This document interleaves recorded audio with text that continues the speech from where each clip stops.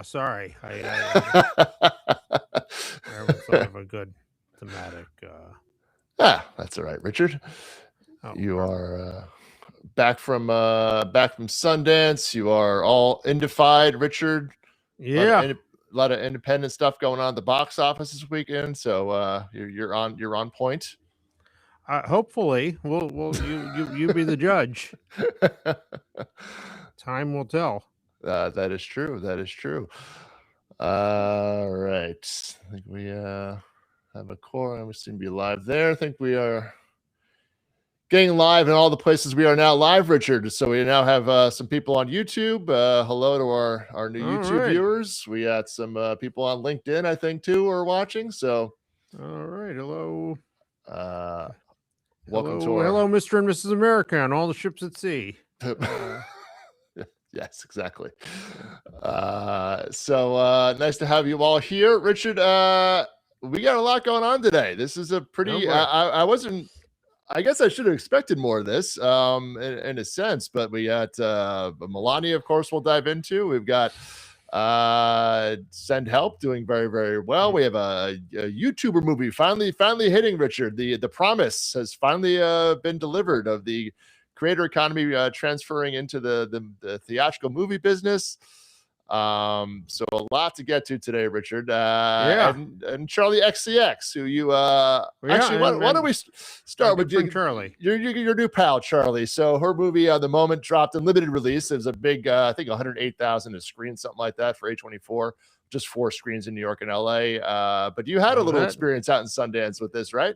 Well, I saw the movie, and it was a sort of enormous fan event there. I somehow lots of Charlie fans found their way to Salt Lake City and lined up outside. And they are everywhere.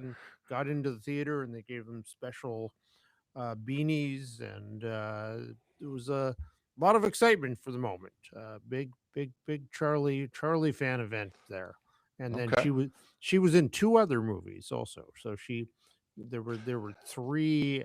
Is she like the Sundance? Usually like a Sundance like Queen, Richard, or Sundance. So she kind of the belle of the ball this year. Was she that person? It girl every year. It girl, right? Okay. Yeah, an illustrious history here. Yeah, I mean, you have people like Parker Posey and Chloe Sevigny and Elle Fanning, and have all. It happens when someone who's relatively new to acting, sort of and kind of a unique presence, and they manage to be in multiple Sundance premieres in one season there.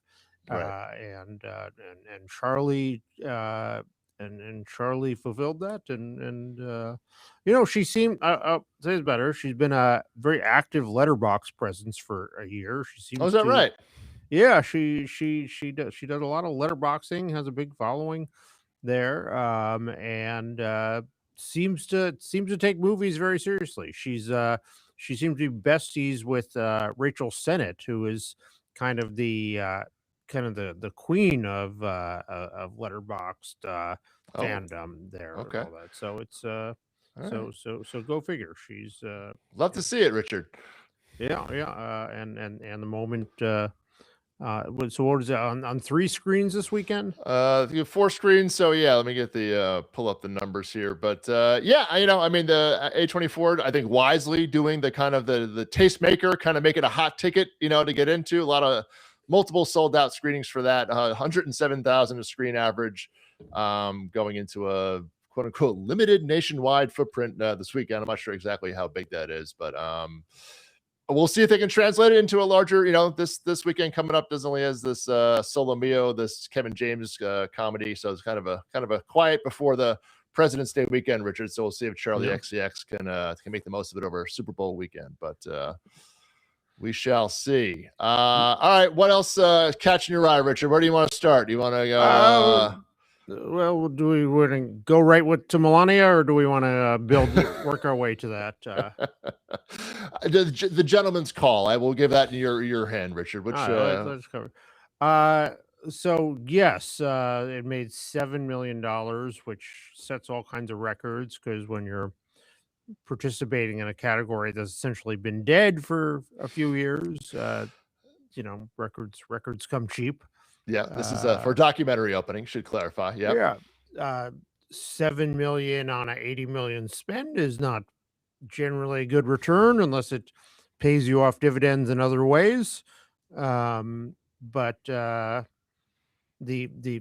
critics and the attendees are divided on the what is it, tomato meter versus the popcorn meter. Right. Yep. But yeah, I mean, I I don't think we have to.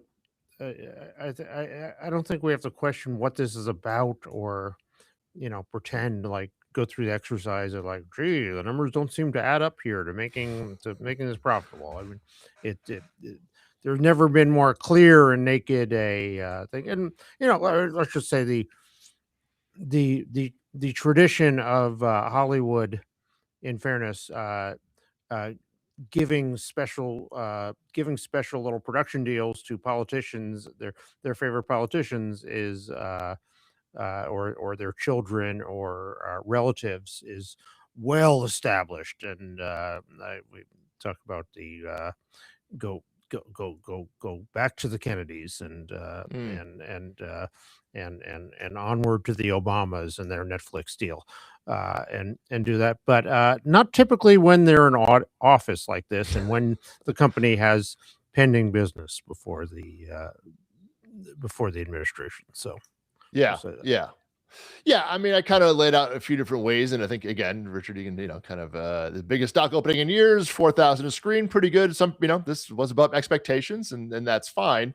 But, but the data coming in is, about 600,000 tickets sold. That is not a mass, a phenomenon of, oh my God, there's this huge untapped. Like, it's fine. Like, okay, that's not really. Yeah, it's not even a MAGA, a serious. That's what I mean. It's not Magna moment. It's not a MAGA moment by any means. I mean, if you're going to comp this to music, which is not really great, but Taylor Swift or Beyonce, fans coming out, that's nowhere near those kinds of numbers. LA and New York were still the top two markets for this movie. I should point out, Florida had 3 of them, which also is important to kind of notice to where the audiences were. But yeah, a lot of the headlines on this, Richard, is, again, math not always the strong suit, and some people, kind of like, oh, it hit above expectations, and there's a lot of like positive spin on this, and I'm like, yeah, you're gonna put ... but this is a terrible loss of money. All right, I know you can put the other extraneous things. Jeff Bezos could have written a check to Trump for $50 million and just been done with it. I mean, if that's what the influence you think you're buying here. So I mean, okay, the lack of caveats here is like a little troublesome to me on this. I mean, you're saying it did well for what was the last documentary that opened on 1,700 screens? Yeah, I mean, there's a near-death docu thing from Angel. I'll have to check the screen count on it, which did 5 million. There's a doc called "Am I Racist" from Daily Wire last year, which kind of, progressively rolled out wide. That made 12 million total. Melania still has another weekend exclusively in theaters, at least one. So we'll see if it has any kind of legs on it. So that's when the last documentary that had a $30 million marketing campaign is probably never in history. Yeah, so I mean, yeah, exactly. Back to Fahrenheit 9/11, probably didn't even have anywhere near that kind of a a rollout. No, so. it certainly didn't. It probably didn't have half that. Yeah. So I don't know how you can talk about this in the documentary category in any kind of way. It's a unique event, and as a unique event, it made $7 million. Right. Not even event being a minor term, but so but if you're looking at it from an investment point of view, it's like, yeah, this is also just a movie, and this movies cost money and marketing money. Marketing campaigns cost money, and this movie will make nowhere near that money back. There's also a docu series coming with this $40 million price tag, but so if Amazon thinks this is a big success for them, I expect to see an announcement that they're going to be doing Melania 2 in the next few days. So well, if Amazon has more business before the government, Richard, that might be a case to be made for that at some point. But happen, yeah. But it's I'll contrast that, Richard. So this movie, again, had the marketing spend, but the production spend was 40 million. our number one movie, also had a $40 million budget and it made $20 million. That is a much more, profitable way to make movies. This is Send Help, the new movie from Disney Fox there, Richard. And yet another, along with comedy, thrillers have been kind of the most beleaguered category of the last few years. And now, along with Housemaid, I say we got two of them in a row here. Yeah, it's something of a trend that people like to see thrillers. Lo and behold, this is I know this still at some point it won't be a throwback anymore, Richard, and we'll get back to the point of just like, oh, we're doing these again. Great. We don't have to caveat it this way anymore, but I guess this one still falls under that rubric. But this is also above expectations.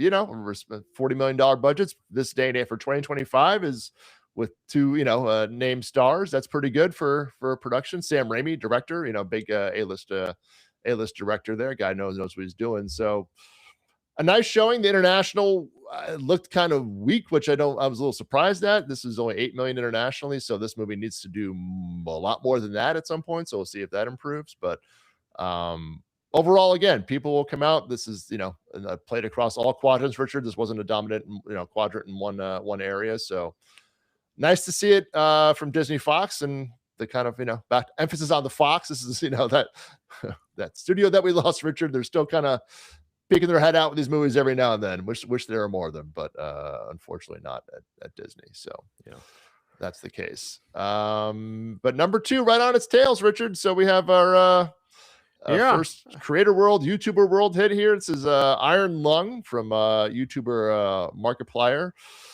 Are you familiar with this ad? I'm admittedly not my genre. This is also based on a kind of a horror submarine video game. So two genres that I'm just admitted I'm not my strong suit. Richard, is your kids into this at all? Do you anybody in your world around this?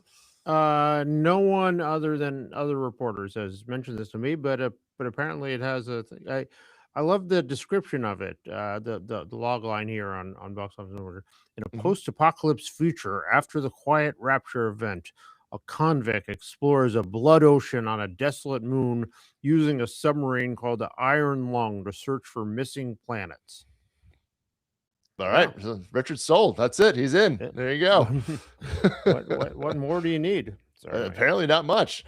But I will say that, this is 62% on opening night, under 25, Richard. So again, this is,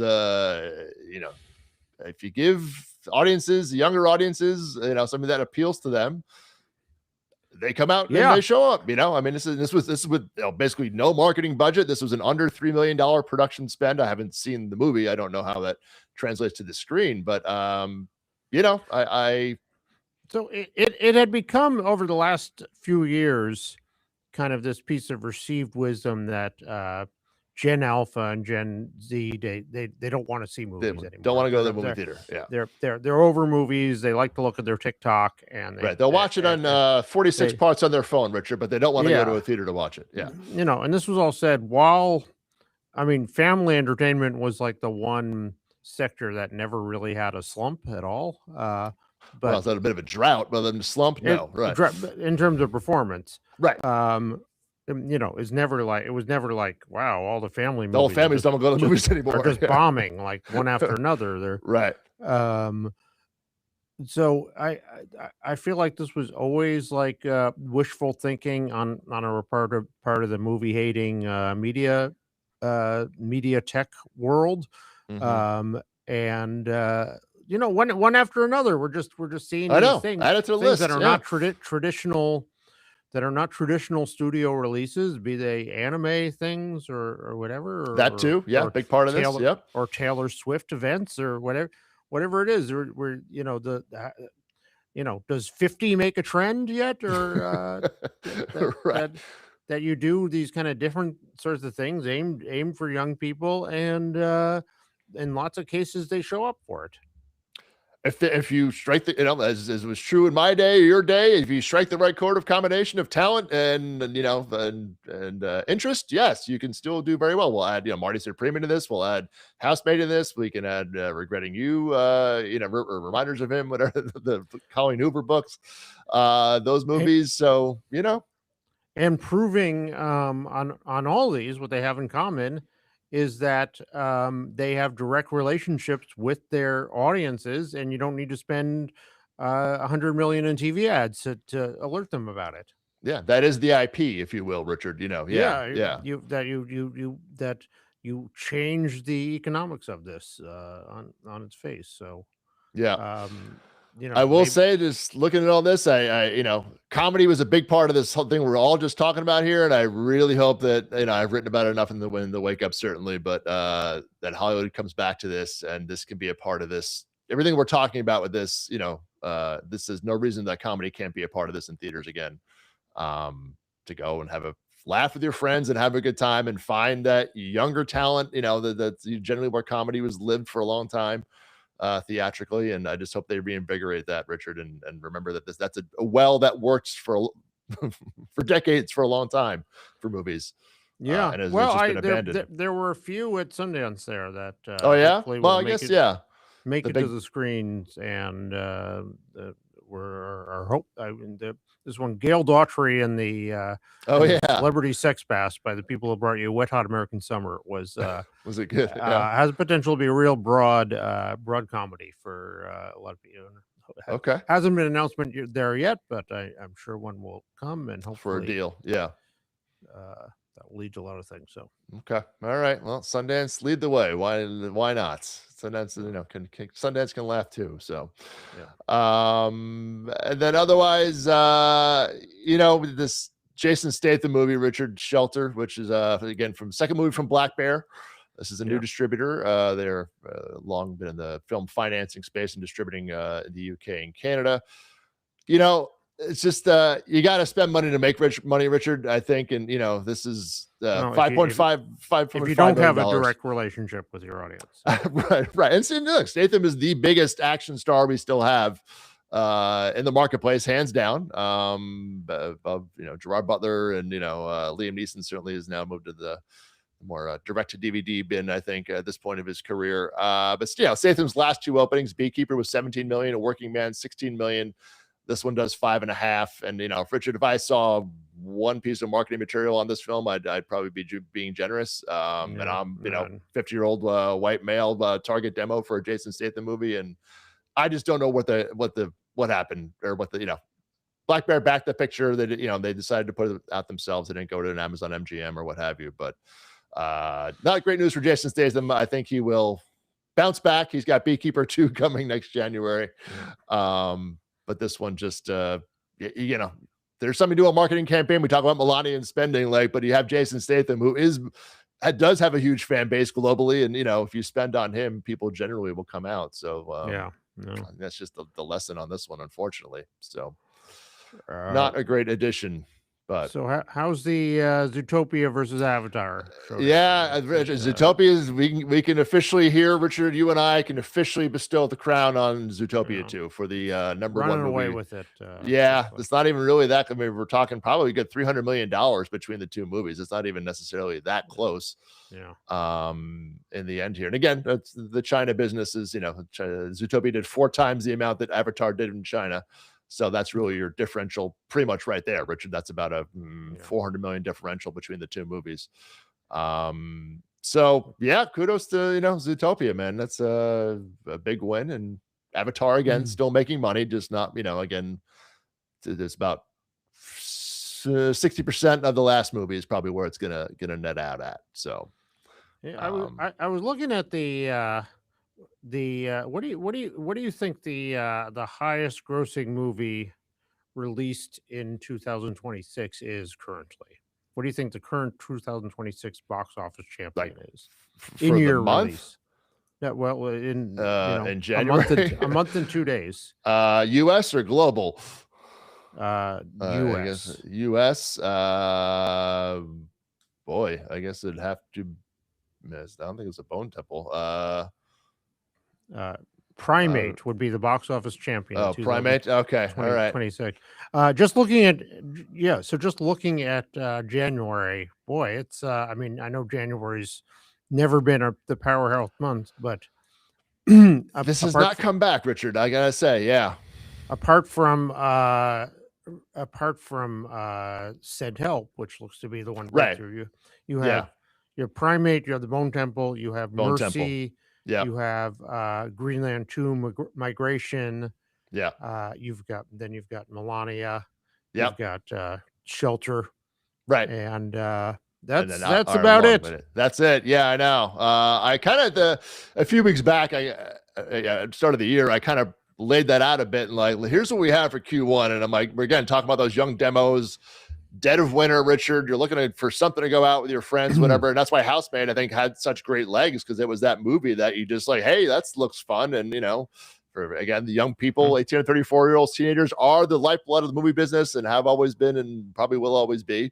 And have that free time in January. And these films, you're talking about a Gerard Butler action movie. You're talking about The Bone Temple with a horror film. Again, no comedy, no family releases. Richard, Zootopia, we just still doing number 4. I mean, no anything. It's like this is like the 49-cent DVD bin. It's like ape horror movie, killer ape movie. It's Mercy, and AI thriller with Greenland 2 Migration is just a few million off the top slot. So yeah, exactly. So sequel to a movie that no one ever heard of. That wasn't released theatrically. Yeah, and because of COVID. So yeah, I gotta say, not a great grade here for Hollywood for programming.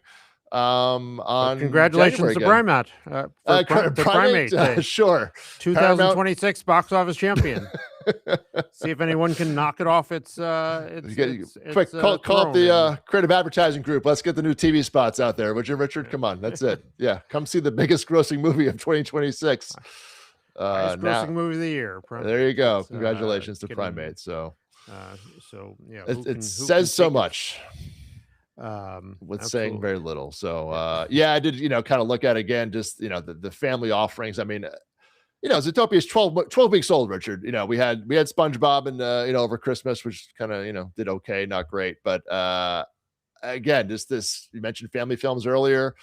This is the time of year, it's it's been 20 degrees here in the East Coast for 2-3 weeks. You got kids at home, want to get them out of the house to do something, et cetera, et cetera. Hollywood has provided, they're going to see Zootopia for the 10th time. Like that's, literally where America is at, to the tune of $6 million this weekend.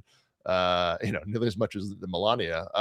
So I just, again, Hollywood, there's some white space here. You're just not picking, it's dropped the ball. I just think it is. I think there's, listen, I don't think it's a lack of audiences showing up. Dogman, with the comp last year was Dogman. That opened to $30 million onto about $100 million domestic for Universal. Not even a huge major, Disney property or something. So I wrote the example in the Wake Up Again. Tom and Jerry opened in February 2021 when there was barely any COVID vaccines out. This is a film that was available on HBO Max. It's still open at $15 million. And I'm like, people want to get out of the house with the family in the middle of wintertime. Please give them more movies to go do so. Or live action. Doesn't have to be animated, bring back that, Richard, something. So that's my little rant on that. Got the Fathom 40th anniversary of Pretty in Pink coming up. Well, that'll be sure to bring the kids too. Well, exactly. Have a mother have a teen moment.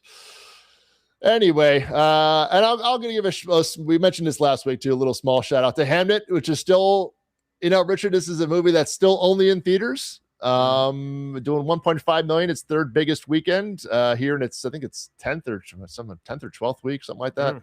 10 weekends, and it's 1.5 million. So again, that was just this late stage word of mouth, Richard. That's really not in a major way, and I'm not like in a it's not, but it is nice to see that it's a small movie and it keeps taking in money. So it's only in theaters, and it's like if you tell people this is the place to see it, they will go.